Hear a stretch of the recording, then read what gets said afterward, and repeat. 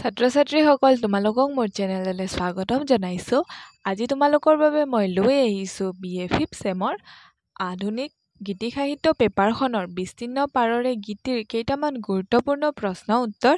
আহা আমি ভিডিঅ'টো আৰম্ভ কৰোঁ। প্ৰথম প্ৰশ্নটো হৈছে ডক্টৰ ভূপেন হাজৰিকাৰ গীতৰ বৈশিষ্ট্যৰ বিষয়ে লিখা। উত্তৰটি হ'ল ডক্টৰ ভূপেন হাজৰিকাৰ গীতৰ বৈশিষ্ট্যসমূহ বহুত দিশৰ অনন্য আৰু প্ৰতিভাশালী। তেওঁ কেৱল সংগীত শিল্পী হিচাপেই নহয় বৰং সমাজচিন্তক, দাৰ্শনিক আৰু মানৱতাবাদী হিচাপেও প্ৰতিষ্ঠিত হয়। তেওঁৰ গীতত যি বৈশিষ্ট্যবোৰ বিশেষকৈ লক্ষ্য কৰা যায় সেয়া তলত উল্লেখ কৰা হ'ল। প্ৰথমটো হৈছে মানৱতাবাদী চেতনা। ভূপেন হাজৰিকাৰ গীতৰ মূল কেন্দ্ৰবিন্দু আছিল মানুহ। তেওঁ জাতি, ধৰ্ম, বৰ্ণ, ভাষা আদি সকলো সীমা অতিক্ৰম কৰি মানুহক একত্ৰিত হ'বলৈ আহ্বান জনাইছে। উদাহৰণস্বৰূপে মানুহে মানুহৰ বাবে গীতটিত তেওঁ দেখুৱাইছে যে সকলো মানুহে একেৰূপে সুখ-দুখ ভোগ কৰে আৰু মানুহৰ প্ৰধান ধৰ্ম হৈছে মানুহক সহায় কৰা। দ্বিতীয় বৈশিষ্ট্যটো হৈছে সমাজত বাস্তৱতাৰ প্ৰতিফলন। তেওঁ গীতত সমাজৰ সমস্যাবোৰ, দুখ-দুৰ্দশা, ৰাজনৈতিক সংকট আদি স্পষ্টভাৱে ফুটি উঠিছে। সাধাৰণ মানুহৰ জীৱন সংগ্ৰাম, ক্ষুধা, দৰিদ্ৰতা, শোষণ আৰু অবিচাৰৰ প্ৰতিচ্ছবি তেওঁৰ গীতত দেখা যায়। উদাহৰণস্বৰূপে ঢোলৰ বতৰ বা গংগাৰ পৰা ব্ৰহ্মপুত্ৰলৈ গীতত সমাজৰ চিত্ৰ বাস্তৱভাৱে প্ৰকাশ পাইছে। তৃতীয়টো হৈছে সাম্যবাদী আৰু বিপ্লৱী মনোভাৱ। ভূপেন হাজৰিকাই গীতৰ মাধ্যমত শ্ৰমিক, কৃষক, দুখীয়া, অসহায়সকলৰ অধিকাৰৰ কথা কৈছে। তেওঁ গীতত সাম্যবাদী চিন্তা-চেতনা আৰু বিপ্লৱৰ আহ্বান প্ৰকাশ পায়। তাৰ পিছৰ বৈশিষ্ট্যটো হৈছে লোকসংস্কৃতিৰ বৈশিষ্ট্য। তেওঁ গীতত অসমীয়া লোকসংস্কৃতিৰ গাঁথনি স্পষ্ট। বৰ্ণনা, সুৰ, ছন্দ, বাদ্যযন্ত্ৰৰ ব্যৱহাৰ সকলোতে লোকসংগীতৰ বৈশিষ্ট্য ফুটি উঠে। ভূপেন হাজৰিকাই অসমীয়া পৰম্পৰা, উৎসৱ, নৈ-বিল, জান-জুৰি পৰিৱেশক নিজৰ গীতৰ সৈতে জুৰি দিছে। পঞ্চমটো বৈশিষ্ট্য হৈছে বিশ্বজনীনতা। ভূপেন হাজৰিকাৰ গীত কেৱল অসমীয়া সমাজত সীমাবদ্ধ নহয়, সেয়া বিশ্বজনীন।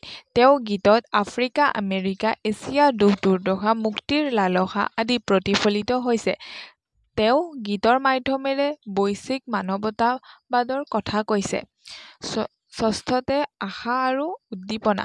তেওঁ বহু গীত দুখৰ কথা কৈছে যদিও দুখত নিমগ্ন হোৱা নাই। তেওঁৰ গীতত সদায় আশা, প্ৰেৰণা, ভৱিষ্যৎপৰায়ণতা আৰু উদ্দীপনা প্ৰকাশ পাইছে। সপ্তমতে শিল্পসন্মত গুণ। তেওঁ গীতৰ ভাষা সহজ-সৰল, সাধাৰণ ভাষা, সুৰ আৰু ছন্দৰ সুনিপুণ মিলন ঘটাই তেওঁ গীতক সকলোৱে সহজতে উপলব্ধি কৰিব পৰা দৰে গঢ়ি তুলিছে।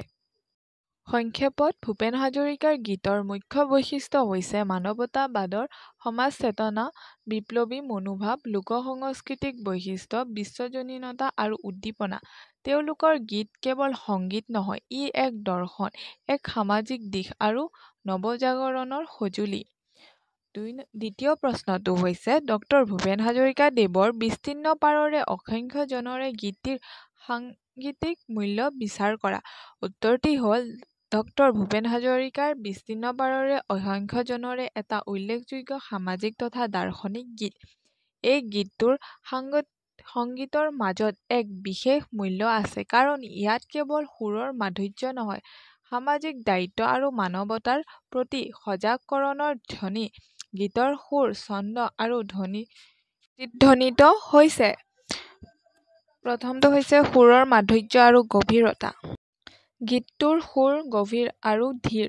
বুঢ়া লুইতৰ ধীৰ গতিৰ দৰে গীতৰ সুৰো শান্ত, নিঃশব্দ আৰু গভীৰ। এই ধীৰ সুৰে লুইতৰ প্ৰতীকী ৰূপত সমাজৰ স্থবিৰতা আৰু নিৰ্লিপ্ততাৰ ছবি দাঙি ধৰে। গীতটোৰ সুৰে সৰলতাৰে সমাজৰ ব্যথা প্ৰকাশ কৰিছে। দ্বিতীয়টো হৈছে ৰাগ আৰু সুৰৰ ব্যৱহাৰ। ভূপেন হাজৰিকাই গীতটিও ৰাগধৰ্মী। সুৰৰ ব্যৱহাৰ কৰি এক ধ্যানমগ্নতা আৰু মননশীলতাৰ পৰিৱেশ সৃষ্টি কৰিছে। গীতটোৰ সুৰ এক প্ৰকাৰৰ গম্ভীৰ ৰাগৰ দৰে যি শ্ৰোতাক চিন্তাশীল কৰি তোলে আৰু সমাজৰ প্ৰতি দায়িত্ববোধ জাগ্ৰত কৰি তোলে। তৃতীয়তে ছন্দ আৰু তালৰ বৈশিষ্ট্য। গীতটোৰ ছন্দ ধীৰ আৰু দীঘলীয়া, যি বুঢ়া লুইতৰ সুতৰ লগত একেবাৰে খাপ খাই গৈছে।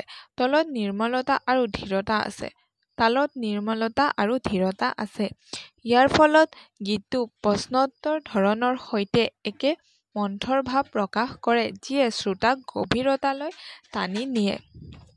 চতুৰ্থতে কণ্ঠ আৰু ধ্বনিৰ শক্তি। ভূপেন হাজৰিকাৰ কণ্ঠ গীতটোৰ আটাইতকৈ ডাঙৰ শক্তি। তেওঁৰ কণ্ঠ গভীৰতা, বেদনাময় স্বৰ আৰু শুদ্ধ প্ৰশ্নাত্মক ধ্বনিয়ে গীতটোক এক অনন্য উচ্চতালৈ লৈ গৈছে।